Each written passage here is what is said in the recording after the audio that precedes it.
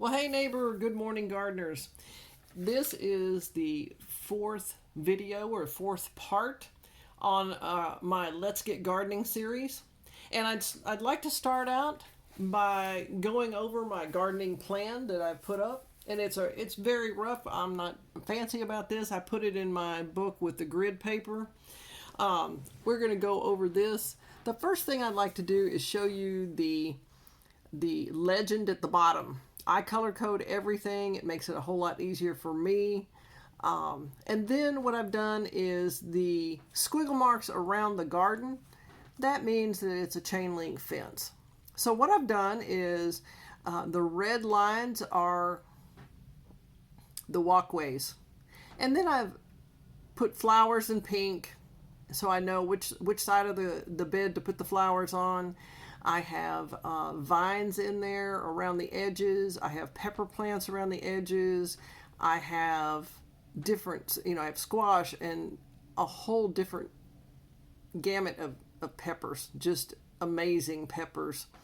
And then there's watermelon, there's herbs, more squash, peppers, and then that little space on my left, that's the gate going into the garden.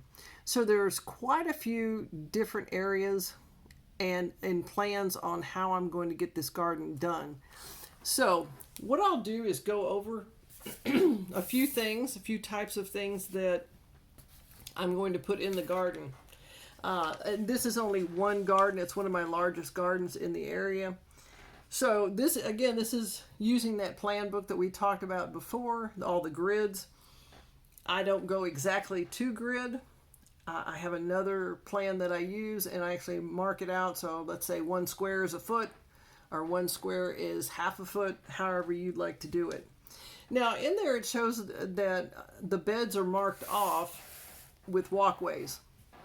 Some of these will be raised beds. Some of these will be beds just in the ground. And I call the other beds, it's a raised bed, but it doesn't have a side to it. It just has a big mound of soil. We're going to discuss different seeds, and there's all different kind of seeds that you can start.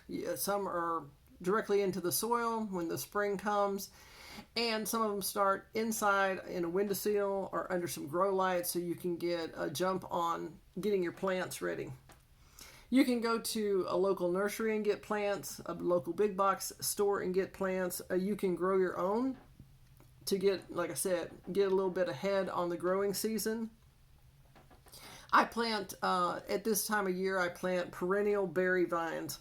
Now these will come back over and over and over again. A friend of mine was very kind and sent me some dewberry vines. They have little tiny stickers on them, I would say. We call them pokey vines because they will poke you. So you'll have to have some different kind of gloves when you start picking these berries. They're very prolific. They do spread. They do very well. They do not take much care. So it works out in the long run because you get a lot of fruit, you get a lot of berries, and you don't have to baby them. I have blueberry bushes. That's not a vine, but I have blueberry bushes and I have blackberry vines. And also I'll have strawberry plants. Now, I'll plant the strawberry plants. I've already planted some. The squirrels and the rabbits love the strawberries. Now, I can keep out the rabbits in this garden, but the squirrels, you can't keep them out. And the birds, you can't keep them out because they just, climb over or fly into. What I'm using on the walkways, it's going to be a combination. I level everything out. I put down cardboard. Now, the important thing to remember is take the tape off of the cardboard. Take the stickers off of the cardboard because people complain about either roaches or water bugs or bugs or whatever it is if they use this cardboard. But I have found it through my research that what the bugs are going after is really not the cardboard totally. It's the glue from the tape and the stickers. That's what they eat. I was like, okay. So I make sure and take all of that off. I put about 1 inch to 2 inch of cardboard down in the walkways because I want to make sure that I keep those weeds out as much as possible. And then after I do that, I'll put, some mulch. I go and get some mulch from the store maybe, or from our local town. I can put that mulch, and I put about 3 inches of mulch on the walkways. That deters most of the weeds coming up. Now, I'm not saying the weeds are not going to come up.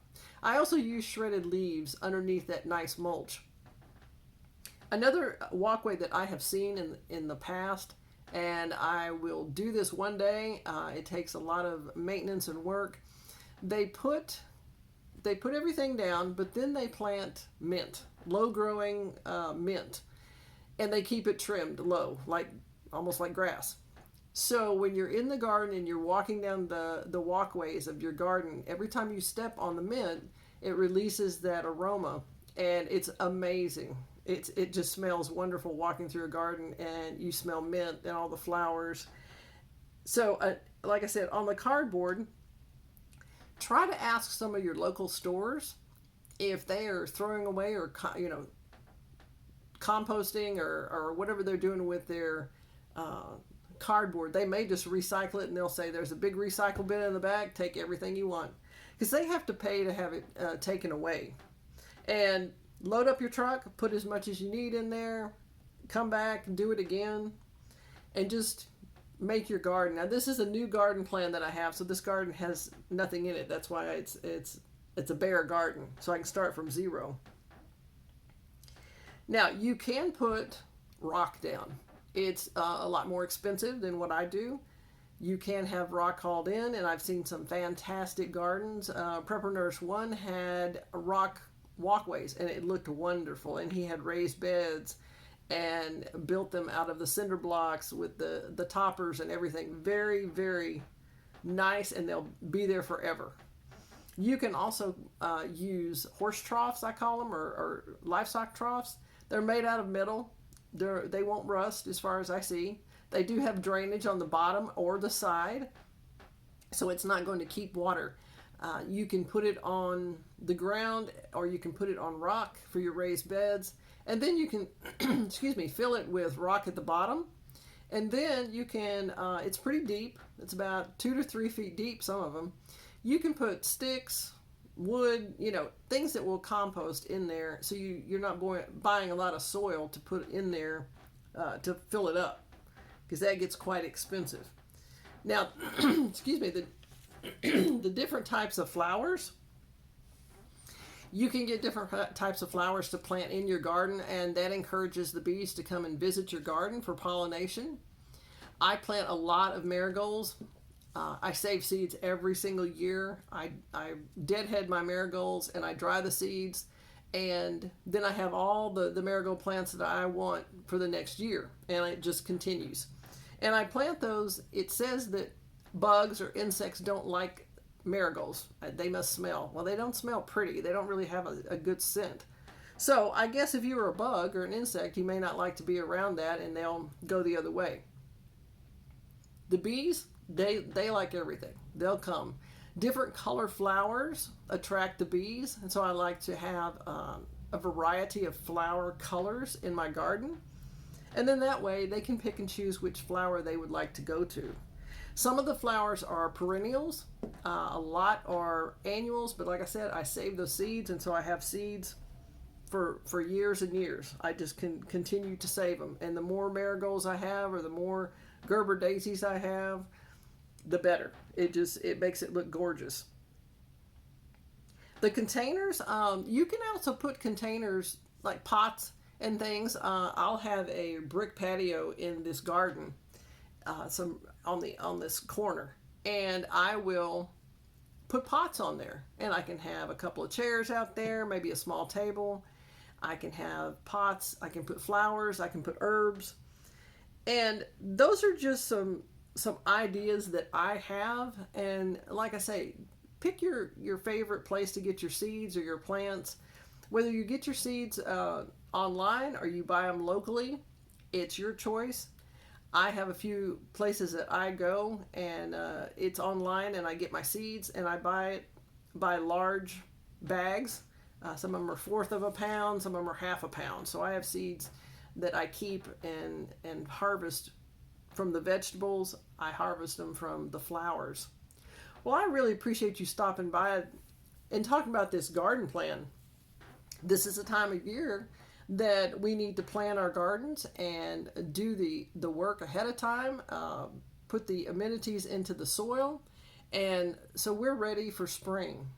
If you have just a minute, go ahead and like the video, give it a big thumbs up, subscribe to the channel so you don't miss any of the videos coming up in the future.